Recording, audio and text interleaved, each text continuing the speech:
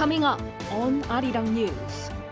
South Korean police call in and question the first doctor whom authorities suspect of instigating the collective action for alleged violations of the Medical Services Act and obstruction of justice.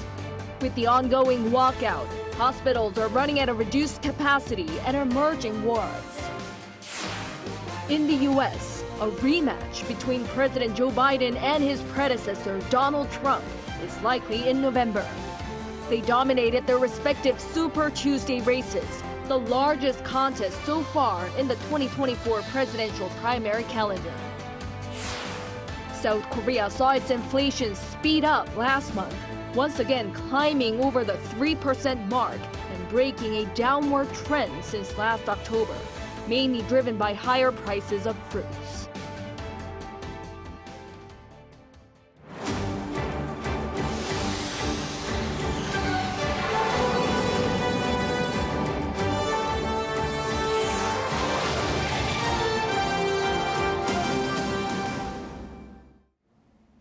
Good evening. It's 9 p.m. here in Seoul.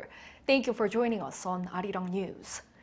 We start with the South Korean government proceeding with its legal crackdown against the doctors on a mass walkout.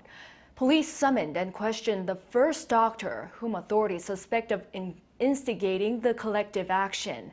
And amid the ongoing walkout, major hospitals are running at a reduced capacity and are merging wards. 신세벽 leads us off. Police on Wednesday summoned Chu Soo-ho, spokesperson of the Korean Medical Association Emergency Committee, for questioning over the ongoing trainee doctors' walkout.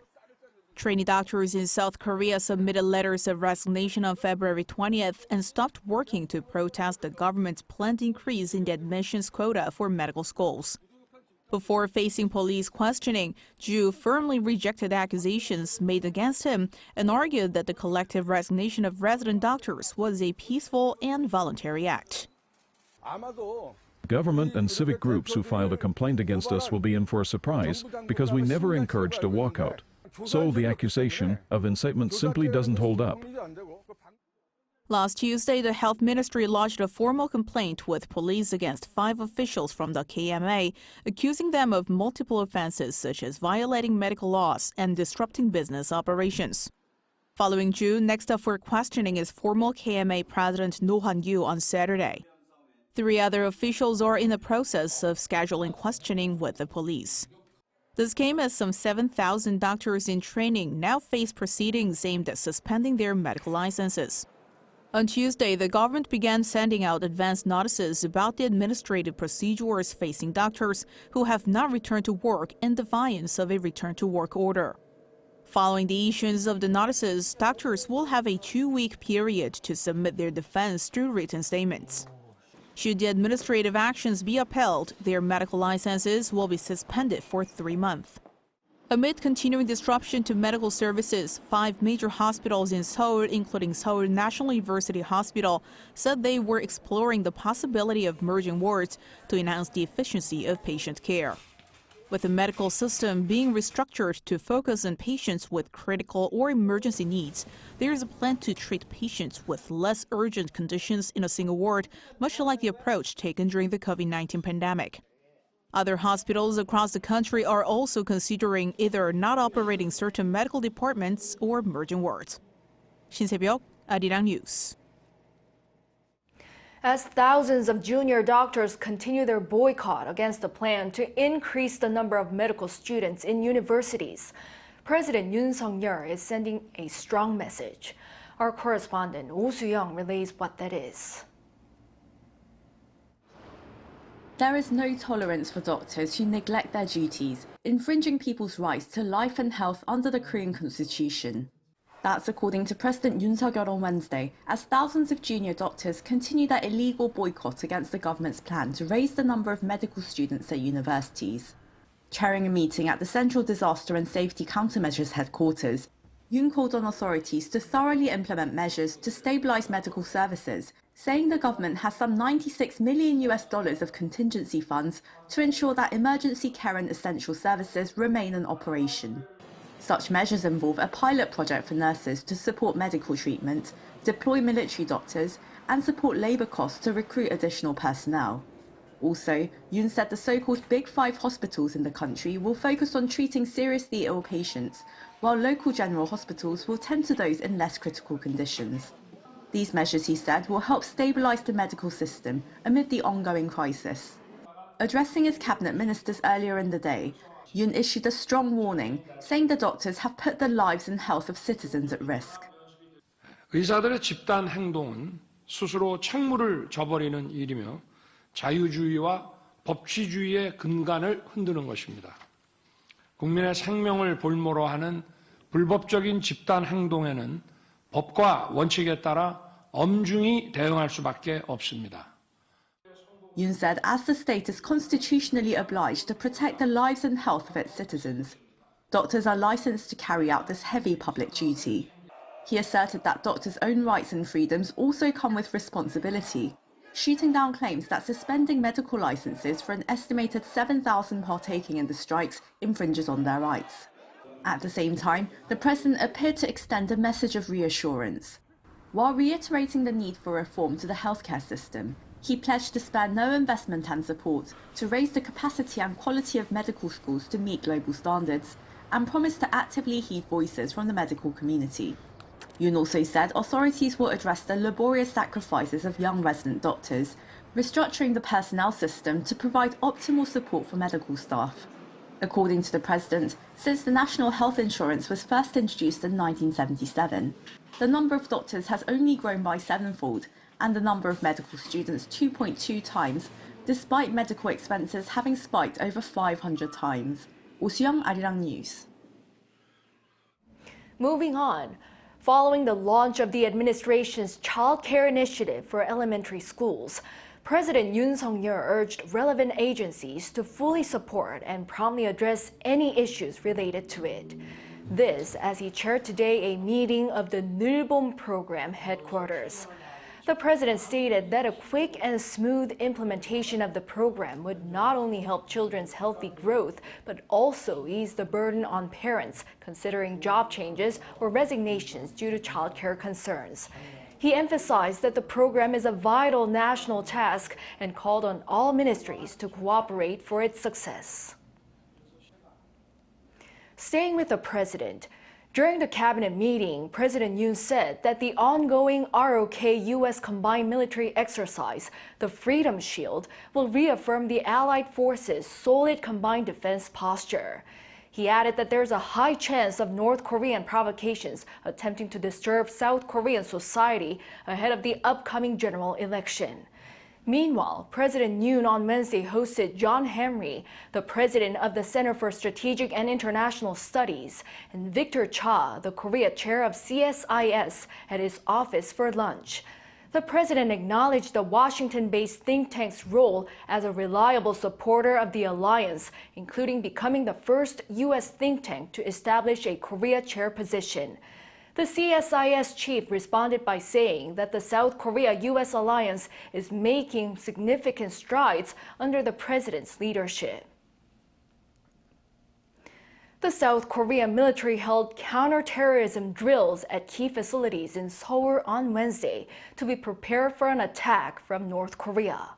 Some 360 personnel from the army, police, and the department took part. It was carried out in Yeouido, located in western Seoul, under scenarios such as armed terrorists taking hostages from the country's public broadcasting station, KBS, and with the participants being trained on how to eliminate terrorists entering the building using a helicopter. While inspecting the drills, the country's top military officer Kim Myung-soo said, if North Korea carries out a terror attack, the military will punish the regime so that it pays a harsh price. South Korea this year seeks to boost spending on strengthening its military power, specifically its three-axis system, to better respond to evolving North Korean threats. It also focuses on boosting arms exports. Peunji explains. South Korea plans to spend more than $5 billion this year on building overwhelming military power to counter North Korea's nuclear and missile threats. This is a 12% budget increase compared to last year. Announcing this on Wednesday, the country's Defense Acquisition Program Administration said the budget will be used to deploy a next-generation Aegis destroyer and a 3,000-ton strategic submarine, as well as to develop a long-range surface-to-air missile for a layered missile defense system. These are the key weapons needed for the country's so-called three-axis defense system, a strategy for the country's military to respond to an attack from the north. It includes first, preemptively striking North Korea's nuclear missile sites, second, intercepting the North's missiles, and third, mass retaliation against North Korea following an attack on the south. The budget will also be used to strengthen space power. After launching its first military spy satellite late last year, the country aims to put 2 more satellites into orbit by the end of this year. This is part of South Korea's efforts to boost the independent monitoring capabilities of North Korea, as the satellites are expected to help reduce the heavy reliance on U.S. satellite imagery. Meanwhile, the country also aims to spend about $1.8 billion to develop new military technologies, focusing on fields such as artificial intelligence and quantum technology. The government said it aims to become the world's 7th advanced country in military technology by 2027. And also by 2027, South Korea aims to become the 4th largest arms exporter in the world. To achieve this, the government said it aims to reach $20 billion in arms exports this year. 배은지, Arirang News. Moving on to the U.S. President Joe Biden and former President Donald Trump dominated Super Tuesday, the biggest primary elections and caucuses day in America. They'll likely meet head-to-head for a rematch in November. Our Kim Jung-sil reports. It looks like the Biden-Trump November rematch is going to happen. On so-called Super Tuesday, when the largest number of primaries and caucuses took place across America, U.S. President Joe Biden and his predecessor Donald Trump both dominated the results, all but cementing a November rematch. Biden and Trump each had landslide wins in California, Texas, Alabama, Maine, Oklahoma, Virginia, North Carolina, Minnesota, Tennessee, Colorado, Arkansas, and Massachusetts. Former President Donald Trump celebrated Tuesday's wins at his Mar-a-Lago estate, which was crowded with his supporters. Well, thank you very much. They call it Super Tuesday for a reason. This is a big one. He then went on to criticize President Biden over illegal immigration across the U.S.-Mexico border. We're going to close our borders. We're going to have to deport a lot of people, a lot of bad people, because our countries can't live like this. Our cities. President Joe Biden didn't give a speech, but instead released a statement saying Tuesday's results leave, quote, the American people with a clear choice. Are we going to keep moving forward, or will we allow Donald Trump to drag us backwards into the chaos, division, and darkness that defined his term in office? Biden added Trump was, quote, driven by grievance and grift, focused on his own revenge and retribution, not the American people. This Tuesday, voters in 16 states and 1 territory chose who they want to run for president. It's traditionally the biggest day in the U.S. for primary elections and caucuses before the actual election day, which is why it's called Super Tuesday. The day's results usually get a lot of attention as they give a clear indication of who will become the presidential candidate for their respective parties. Kim Jung-sil, Arirang News. Despite efforts by mediators, prospects of a ceasefire between Israel and Hamas ahead of the Islamic holy month of Ramadan are looking grim. Yoon covers the issues of contention. International mediators from the U.S., Egypt, and Qatar have been in negotiation with Hamas for a ceasefire in Gaza. The mediators have been trying to come to an agreement where Hamas would release Israeli hostages in return for a 6-week ceasefire, the release of some Palestinian prisoners, and more aid to Gaza. But the 3 days of negotiations failed to make a breakthrough on Tuesday. This comes less than a week before the start of Ramadan, the Muslim fasting month, which had been the informal deadline for a deal. Israel has demanded Hamas hand over a list of captives who are alive, as well as the captive-to-prisoner ratio it seeks in any release deal, to which Hamas has said the group did not have information on which captives were alive or dead. They also said the captives were being held by numerous groups in multiple locations. At a press conference in Beirut on Tuesday, senior Hamas official Osama Hamdan said that his group wants a permanent ceasefire rather than a pause and a complete withdrawal of Israeli forces. We reiterate that what the enemy failed to achieve on the battlefield, he will not achieve at the negotiating table.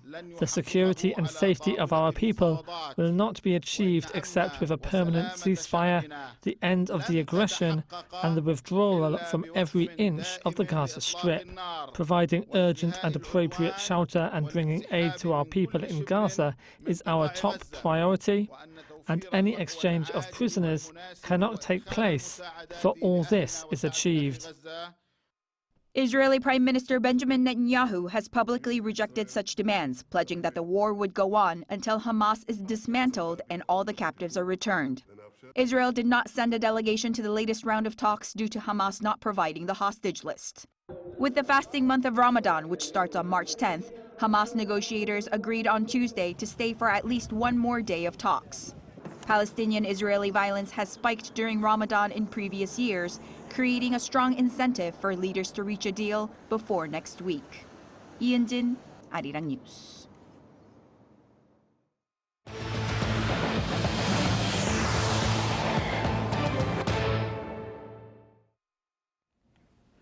On the economic front, global ratings agency Fitch Ratings has kept South Korea's credit rating at AA- with a stable outlook.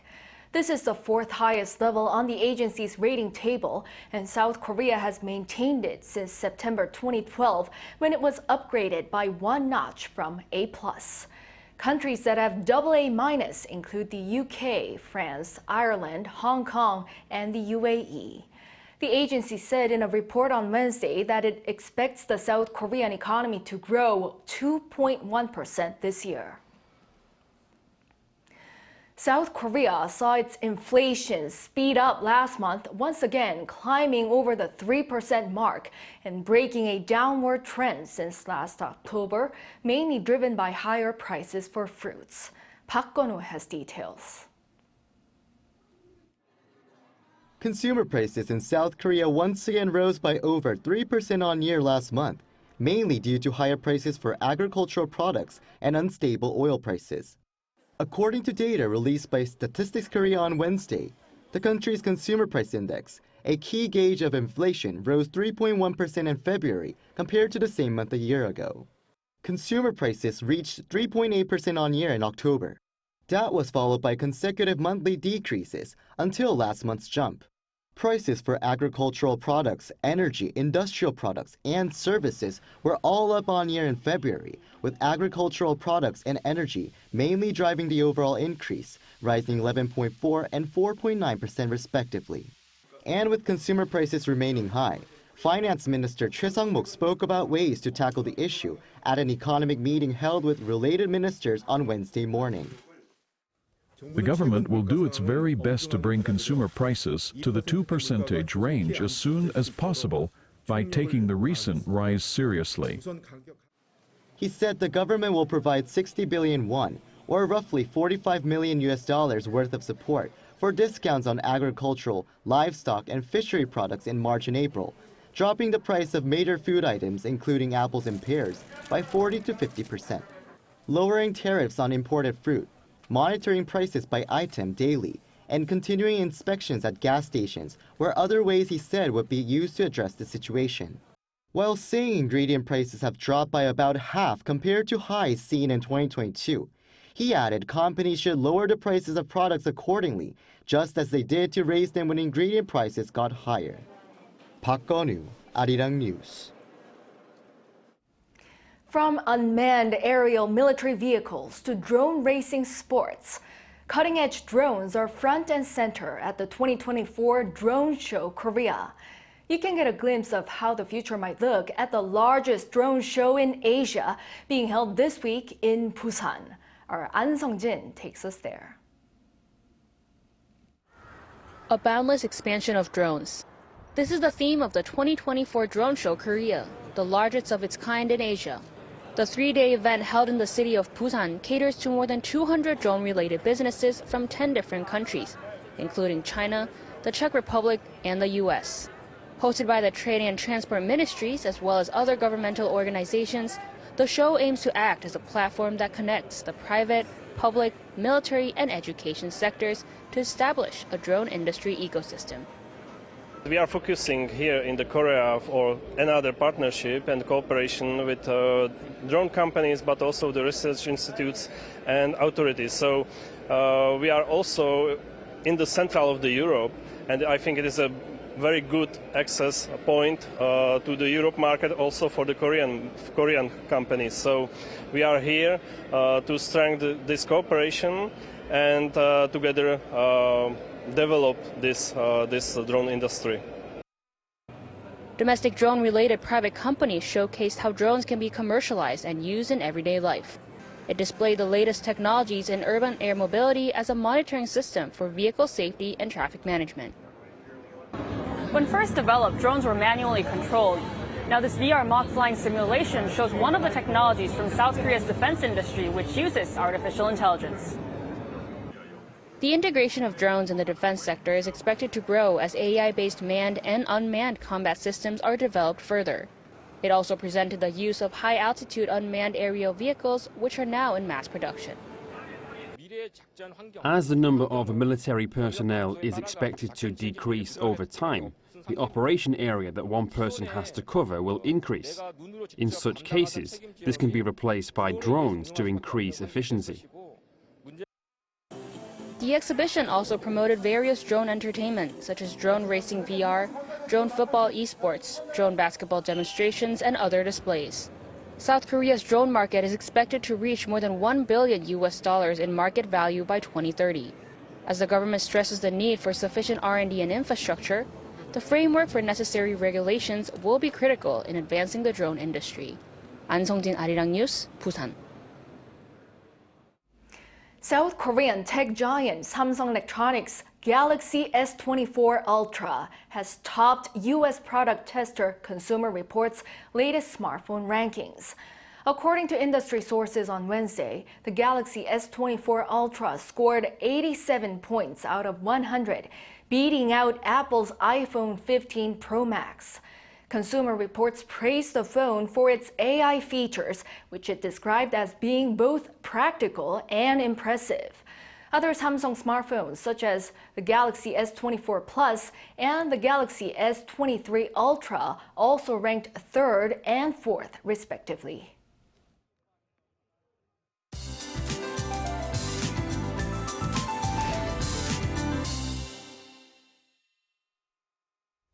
Light rain has started in Chungcheongbuk-do province and southern inland areas. In mountainous areas with low temperatures, there may be places where rain turns into snow. This rain and snow will mostly move away overnight, but will start again tomorrow morning in many inland areas. Be careful out on the roads on your way to work.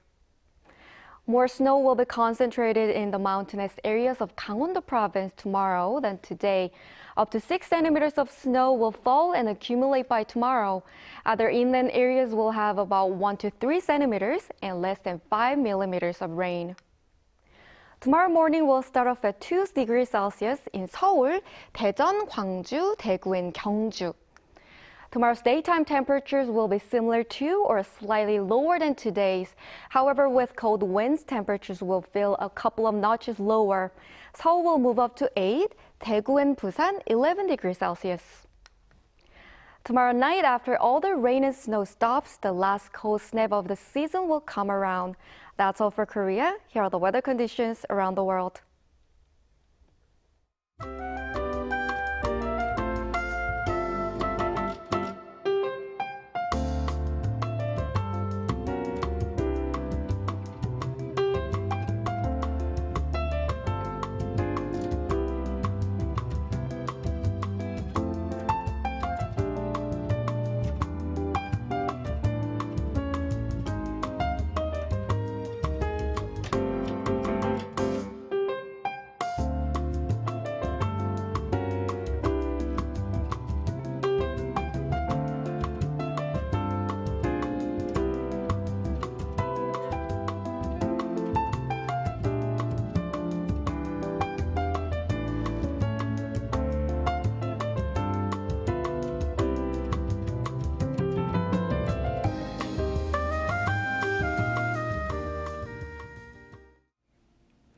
Well, that is all for this newscast. Thank you for watching. We'll be back at 10 p.m. with the AI headline news. Take care.